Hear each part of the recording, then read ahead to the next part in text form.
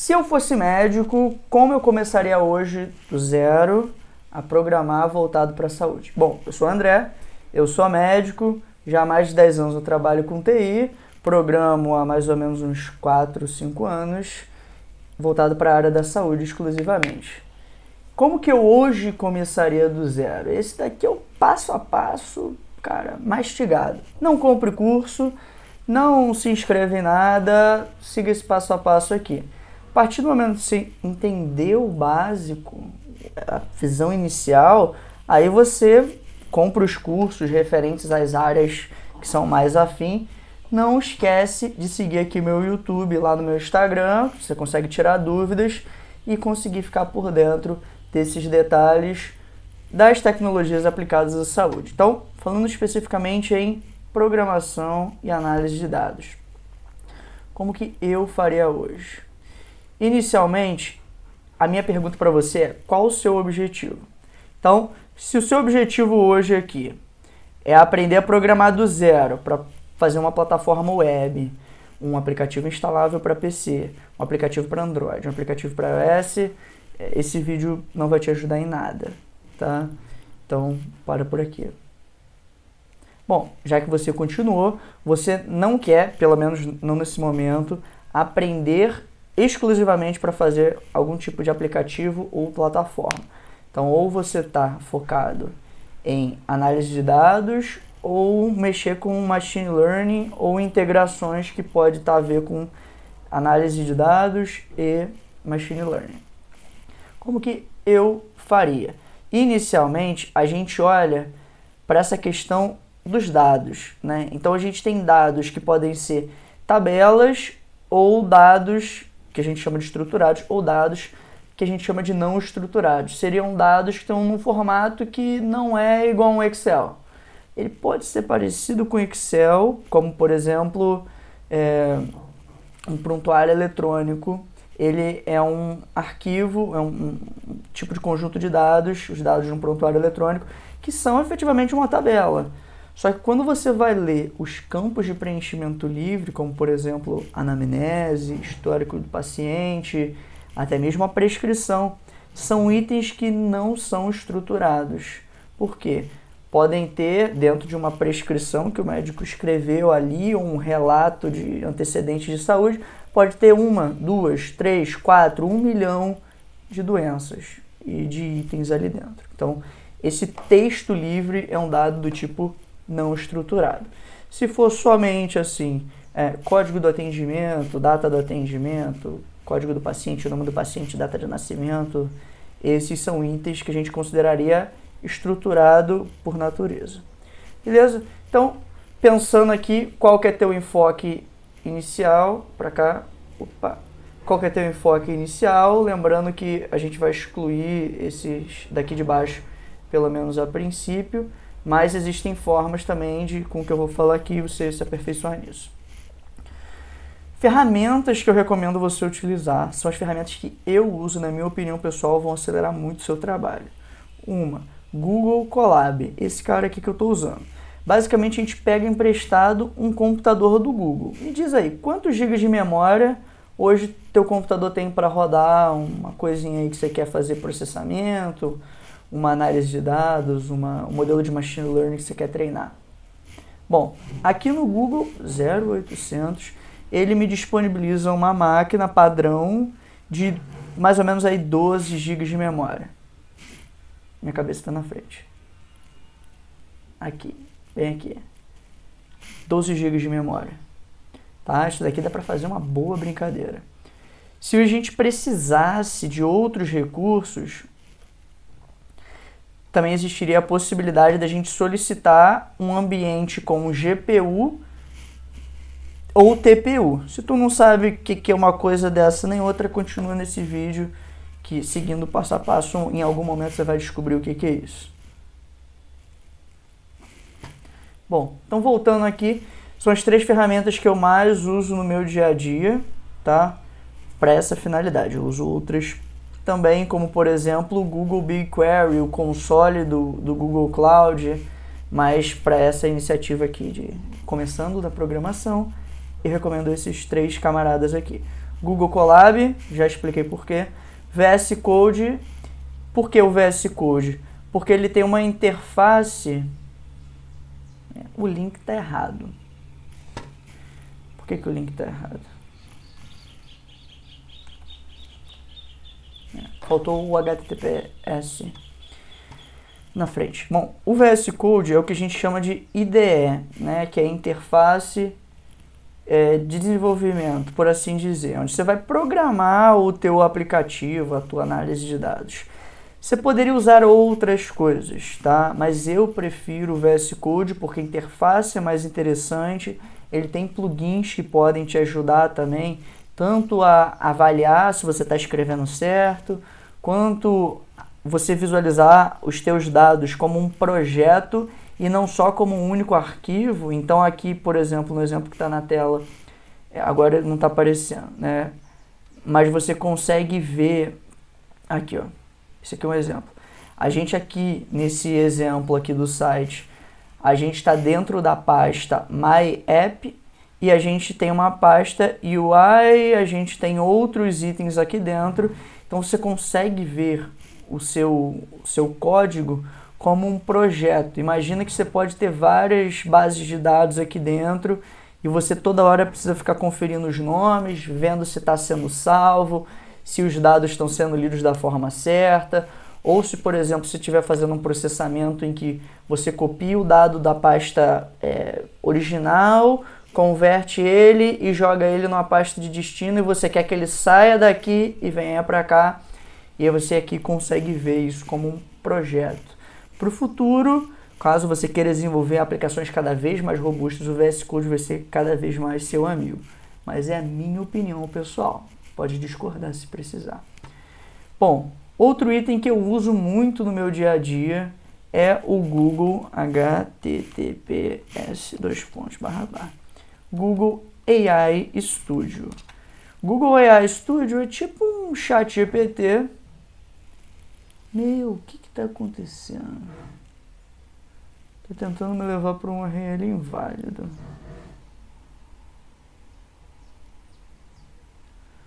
Cara, não tá tentando não. Por que não tá funcionando? Ai. Ao vivo, hein? Ao vivo.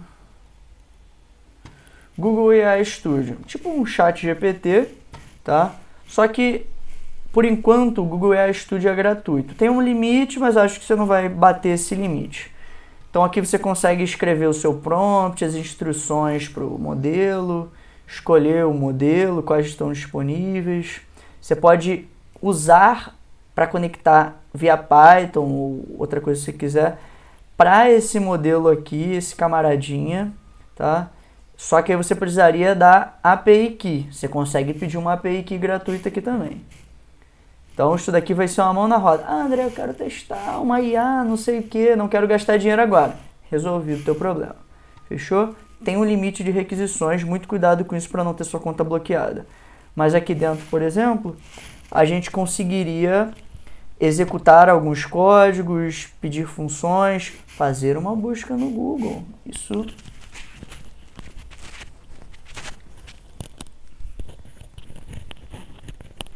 melhorou. Eu acho que agora melhorou. Fazer uma busca no Google também para ajudar a construção dessa resposta. Então, esse cara aqui eu uso bastante. Você dá uma orientação para ele que ele é seu assistente de código para uma tarefa específica. E, no geral, o Gemini responde muito bem em tarefas voltadas para código. Bom, então, te ofereci minhas ferramentas. Recomendo mais uma vez, independente do curso de Python que você vai fazer, use pelo Google Colab. Os cursos vão te ensinar, na maioria das vezes, criar logo de cara um arquivo .py, que é o arquivo do Python, tipo um arquivo .doc, que é um arquivo do Word. No arquivo .py, o código é executado de ponta a ponta. Então, tudo que está escrito ali dentro será executado até o final.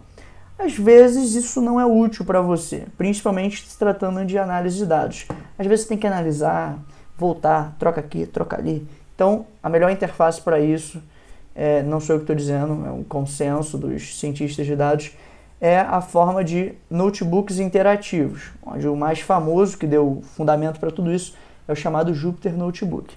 Tá? Você consegue rodar um Jupyter Notebook dentro do VS Code, que o Jupyter Notebook é exatamente aqui o que a gente tem no Google Colab, né? Eu tenho células, eu executo uma célula por vez. E aí, dito isso, vamos para os nossos fundamentos. Então, o que seriam aqui os meus fundamentos? Seria tudo que você precisa saber do básico para começar a fazer tudo isso que eu estou falando. Criar um projeto de análise de dados, criar um projeto de IA ou qualquer coisa do gênero. Então, eu vou ter aqui para você 2 fundamentos muito importantes.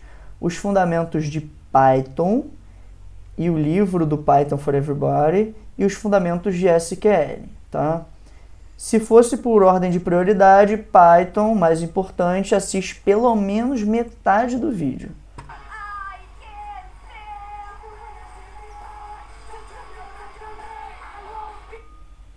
Ó, propaganda aí alheia. Então, o Python for Everybody é um curso que foi feito pela Universidade de Michigan, ministrado por esse rapaz aqui, Charles.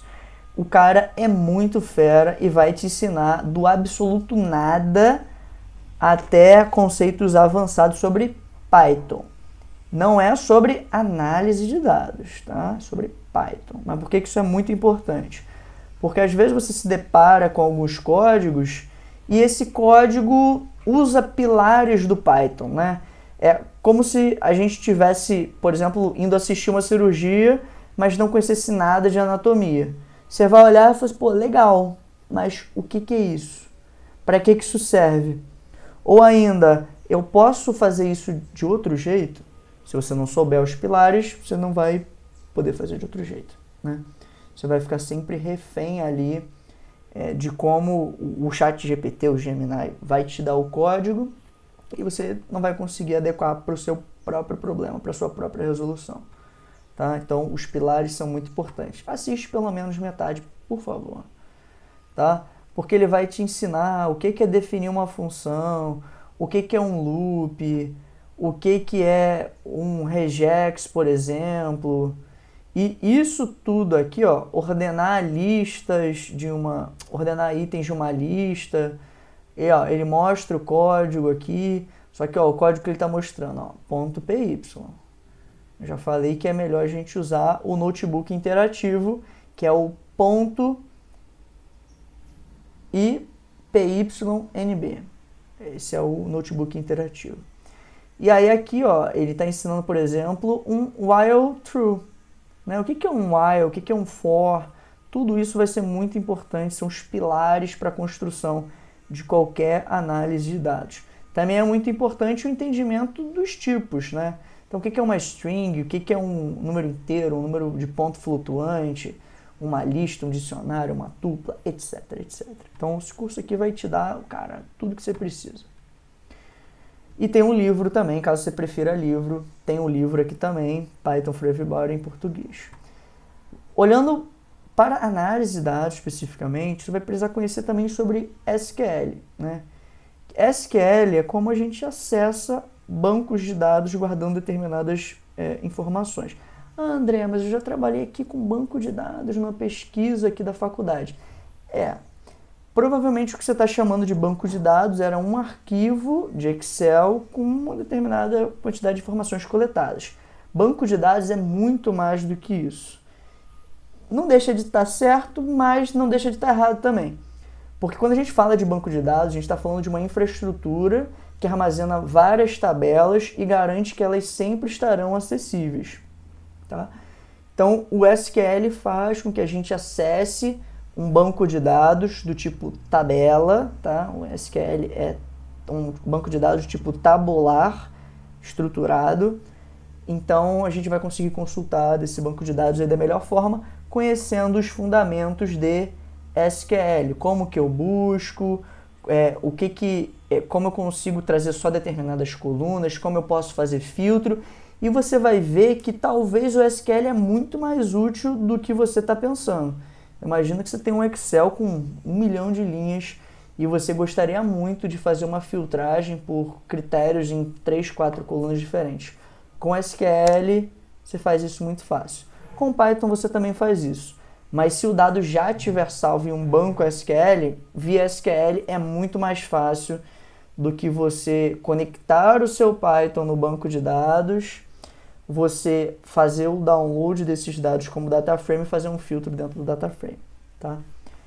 Bom, seguindo, projetos para exercitar, eu recomendo muito o YouTube desse cara. Ele tem vários e vários projetos ultra explicadinhos, tá? A didática dele é brilhante. Tá em inglês, mas agora o YouTube permite você assistir com uma tradução de IA aqui. Então, ei Jesus. Meu Deus, o que eu fiz? Pronto. Então a gente tem aqui vários vídeos legais, por exemplo, vídeos sobre aprendizagem por reforço, deep learning, alguns projetinhos ou análise de dados, criando um chatbot, scikit-learn, que é para criar modelos de machine learning. Então assim, o cara tem muito vídeo completo aqui de projetinhos. Mas André, pô, ele está analisando dados do Titanic, cara. Meu problema aqui é dados para uma pesquisa de endometriose.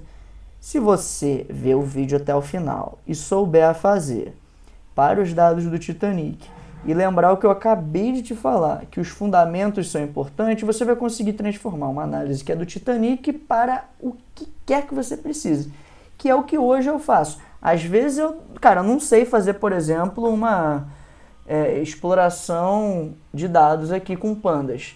Eu vou assistir o vídeo até o final, fazer tudo junto, vou entender cada detalhe e beleza, agora eu sei fazer. Então eu vou pegar tudo isso e aplicar para o meu problema. Ontem mesmo eu tive uma coisa assim. Inclusive eu vou fazer um vídeo sobre isso. Então era uma coisa que não tinha nada a ver com o meu problema, mas eu consegui entender que poderia me ajudar. Realmente pôde, e eu alterei tudo e fiz sair exatamente o que eu estava precisando. Projetos reais. Aonde você vai achar projetos reais? Um dos lugares é o Kaggle, certo? Por algum motivo está dando errado.